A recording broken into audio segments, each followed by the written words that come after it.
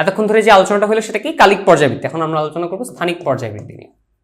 এখন এই মেজারমেন্টটা এখন একটু ভিন্ন হবে।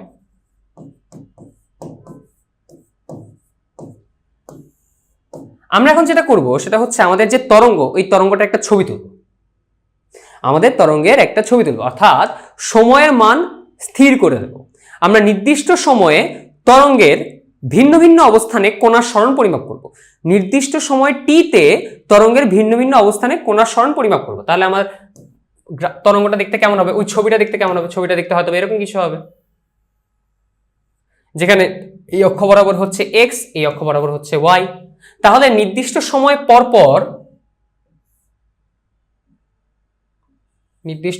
পর পর কোণার সরণ কি হচ্ছে?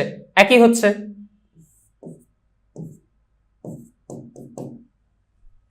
দুঃখিত, নির্দিষ্ট দূরত্ব পর কোণার সরণ একই হচ্ছে, এবং এই দূরত্বটাকে আমরা নাম দেই হচ্ছে ল্যামডা। তাহলে ল্যামডা দূরত্ব পর কোণার সরণ একই হচ্ছে। আমরা নির্দিষ্ট সময়ে একটা ছবি তুলেছি তরঙ্গের, এবং তরঙ্গের ছবিটি তোলার পরে আমরা ল্যামডা দূরত্ব পর কোণার সরণ একই দেখছি। অর্থাৎ আমি যদি এক্স অবস্থানে একটা পরিমাপ করি, তো কোণার সরণ পরিমাপ করি, এবং x1 অবস্থানে কোণার সরণ পরিমাপ করি, তাহলে সেই সরণ দুইটা সেম হচ্ছে। অর্থাৎ y of x is equal to y of x1 or a sin kx minus omega t is equal to a sin kx1 minus omega t। আমরা জানি আবারও সাইন ফাংশনের পর্যায়বৃত্তিক ধর্ম চলে আসবে, সেটা হচ্ছে sin x is equal to sin 2 pi n plus x। তাহলে সেখান থেকে আমরা বলতে পারি sin kx minus omega t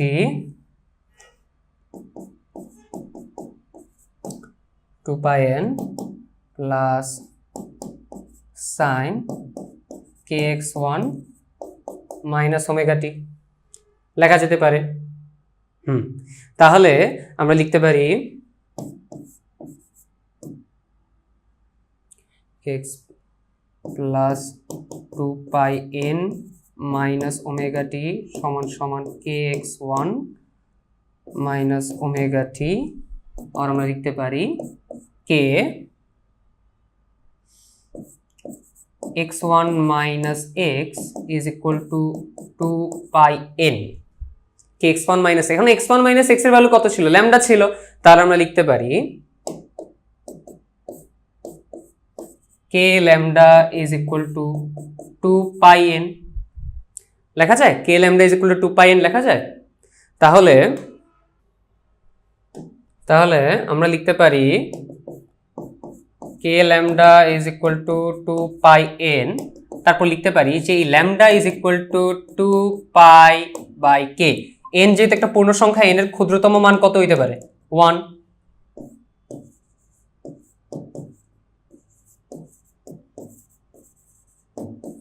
ক্ষুদ্রতম মান n1। তাহলে এই যে ল্যামডা হচ্ছে স্থানিক পর্যায়বৃত্তির হিসাব, অর্থাৎ যে নির্দিষ্ট স্থান পর আমার কোণার সরণ একই হয়, যে নির্দিষ্ট স্থান পর কোণার সরণ একই হচ্ছে, সেই নির্দিষ্ট স্থান কতটুকু? এই যে ল্যামডা, এইটুকু দূরত্ব, এই ল্যামডা দূরত্ব পর কোণার সরণ একই হচ্ছে। তাহলে এই ল্যামডাটাকে আমরা বলছি তরঙ্গ দৈর্ঘ্য, তরঙ্গের তরঙ্গ দৈর্ঘ্য। তাহলে তরঙ্গের তরঙ্গ দৈর্ঘ্য হচ্ছে lambda 2 pi by k, lambda 2 pi by k. তাহলে ল্যামডা হচ্ছে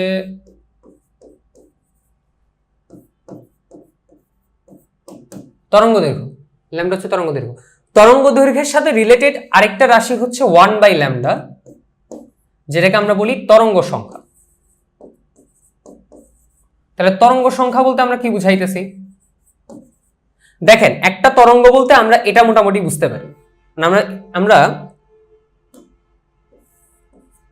এতটুকু অংশকে একটা ল্যামডা বলতে পারি। কতটুকু অংশকে? এতটুকু অংশকে।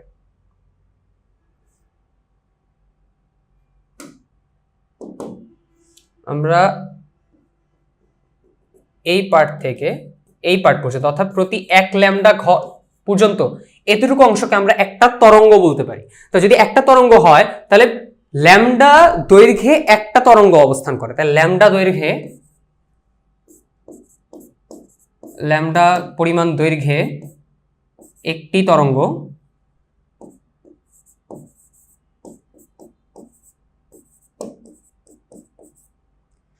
তাহলে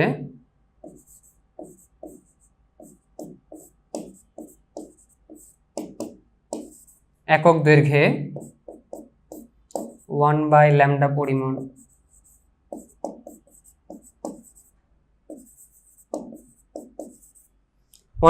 পরিমাণ তরঙ্গ। তাহলে এটাকে বলা হচ্ছে তরঙ্গ সংখ্যা, 1/λ-কে বলা হচ্ছে তরঙ্গ সংখ্যা, এবং তরঙ্গ সংখ্যা সমান সমান হচ্ছে k/2π। তরঙ্গ সংখ্যা সমান সমান হচ্ছে k/2π। তাহলে এই নিয়ে আমরা কয়েকটা রাশি সম্পর্কে ধারণা করলাম। সেটা কি? তরঙ্গ দৈর্ঘ্য বুঝলাম, তরঙ্গ সংখ্যা বুঝলাম, পর্যায়কাল বুঝলাম, কম্পাঙ্ক বুঝলাম, কৌণিক কম্পাঙ্ক বুঝলাম। এখন দেখেন অগ্রগামী তরঙ্গের সমীকরণ নিয়ে তো আমরা কথা বলেছি। সেটা হচ্ছে যে কি f of x minus vt, এর সহজ রূপ হচ্ছে সাইন ফাংশন গুলো, যেটা হচ্ছে a sin kx minus omega t। k হচ্ছে x এর সহগ, ওমেগা হচ্ছে t এর সহগ। আচ্ছা, এখন এই ফাংশনটাকে একটু প্রপারলি দেখি আর কি। আচ্ছা, এখন আমরা বলতেছি, দেখেন খেয়াল করেন, আমার যে তরঙ্গের যে সমীকরণ সেটা হচ্ছে y is equal to a sin kx minus omega t। এখন আমার যে অরিজিনাল ফর্মটা ছিল, এরকম function of x minus vt, যেখানে v সমান সমান কি ছিল? তরঙ্গের বেগ।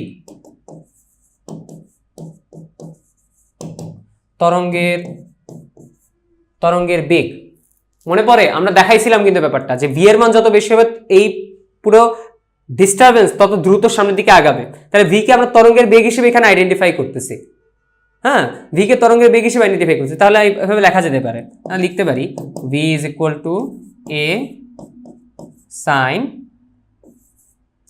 কে কমন নিলে লিখতে পারি X minus omega by K T, এভাবে লেখা যেতে পারে। তাহলে খেয়াল করেন, আমার এই দুইটা মানে এই ফাংশনের দুইটা রূপের সাথে তুলনা করেন। ফাংশনের এই দুইটা রূপের সাথে যদি আমি তুলনা করি, তাহলে আমি নিঃসন্দেহে বলতে পারি, বা আমরা অ্যাজাম্পশনটা নিতে পারি, সেটা হচ্ছে যে ওমেগা বাই কে হচ্ছে এখানে আমার তরঙ্গের বেগ, অর্থাৎ সাইন তরঙ্গের বেগ হচ্ছে v is equal to omega by k. অর্থাৎ এই শেপটা কত দ্রুত সামনের দিকে এগিয়ে যাবে সেটা নির্ভর করতেছে ওমেগা বাই কে এর উপর। ওমেগা বাই কে, এখন ওমেগা সমান সমান কথা ছিল, ওমেগা সমান সমান ছিল 2π/t, এবং কে সমান সমান ছিল 2π/λ। অর্থাৎ আমরা পেয়ে যাই λ/t। এতক্ষণে মনে হয় আপনাদের ছোটবেলাতে যে ক্লাস 9-10 যখন তরঙ্গ অধ্যায়টা প্রথমবারের মতো পড়েন, তখন এই আকৃতিটা সাথে আপনারা পরিচিত ছিলেন, অর্থাৎ λ/t এর সাথে পরিচিত ছিলেন, যেখানে আমরা তরঙ্গের বেগ বলতে প্রতি একক পর্যায়কালে তরঙ্গ দৈর্ঘ্য পরিমাণ দূরত্ব অতিক্রম করে বিধায় প্রতি ক্যাপিটাল টি সময়ে তরঙ্গটি ল্যামডা পরিমাণ দৈর্ঘ্য অতিক্রম করে বিধায় তরঙ্গের বেগকে আপনারা ডিফাইন করতেন λ/t দিয়ে, অর্থাৎ f λ দিয়ে, রাইট? এভাবেই তো ডেফিনেশন দিতেন। আর এই যে ডেফিনেশনটা দিতেন, এই ডেফিনেশনটা শুধু এই সাইন কোসাইন টাইপ ফাংশনের জন্যই খাটে। আমাদের ছোটবেলায় পড়া ওই সাইন কোসাইন ফাংশনের যে ডেফিনেশন, সেই ডেফিনেশনটা আমরা এখন দেখলাম। অর্থাৎ মানে দুঃখিত, সাইন কোসাইন বলছি, মানে এই যে v is equal to f λ, এটা কোত্থেকে আসলো? এটার একটা গাণিতিক ব্যাখ্যা এখান থেকে দেওয়া যেতে পারে। v is equal to omega by K, আর omega by K is equal to λ/t or f λ, যেখানে f হচ্ছে ফ্রিকোয়েন্সি, তরঙ্গের ফ্রিকোয়েন্সি বা কম্পাঙ্ক, এবং λ হচ্ছে তরঙ্গ দৈর্ঘ্য। এটাকে যদি সহজে ব্যাখ্যা করতে চান তাহলে বলতে হবে যে তরঙ্গ ক্যাপিটাল টি সময়ে ল্যামডা পরিমাণ দূরত্ব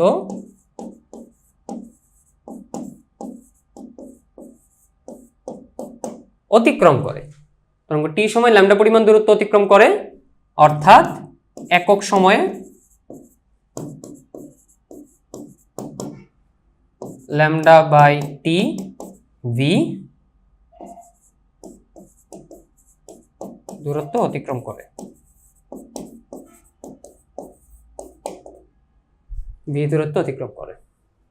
ক্লিয়ার?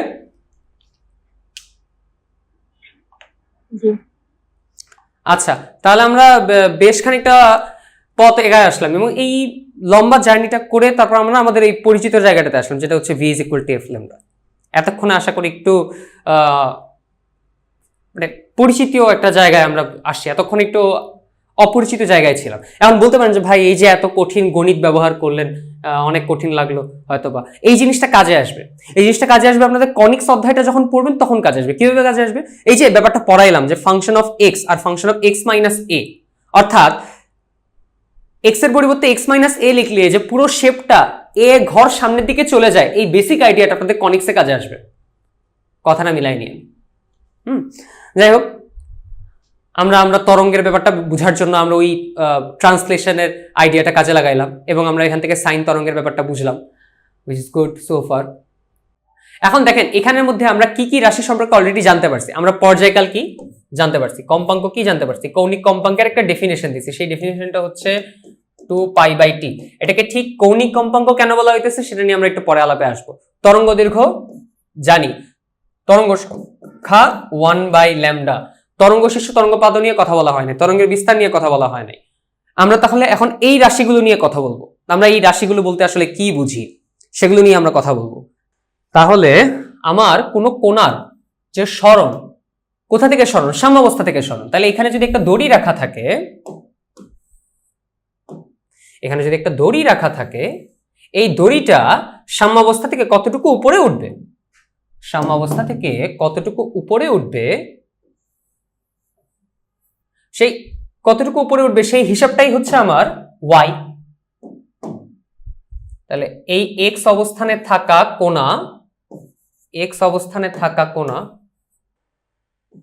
কোণার যে সরণ সেই সরণটা হচ্ছে y নাকি?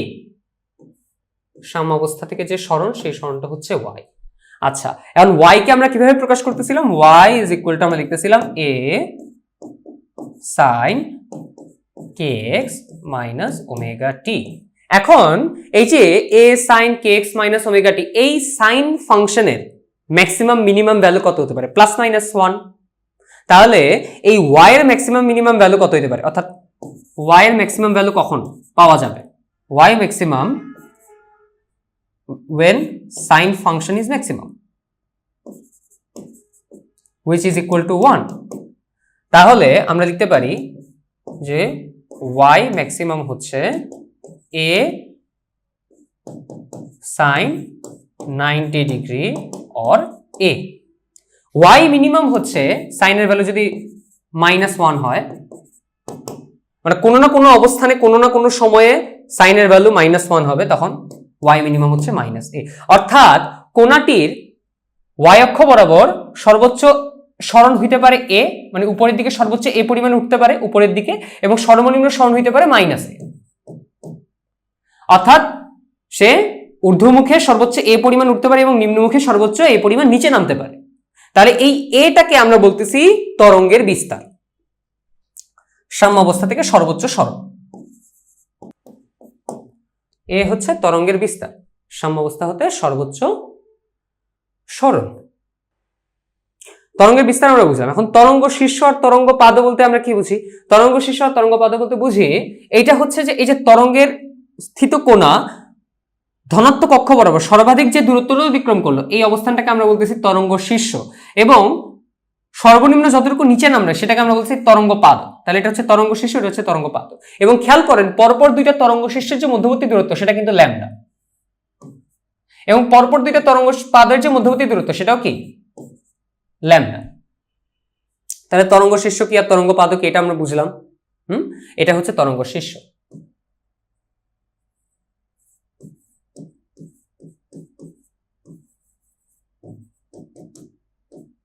তরঙ্গ শীর্ষ এবং এটা হচ্ছে তরঙ্গ পাদ।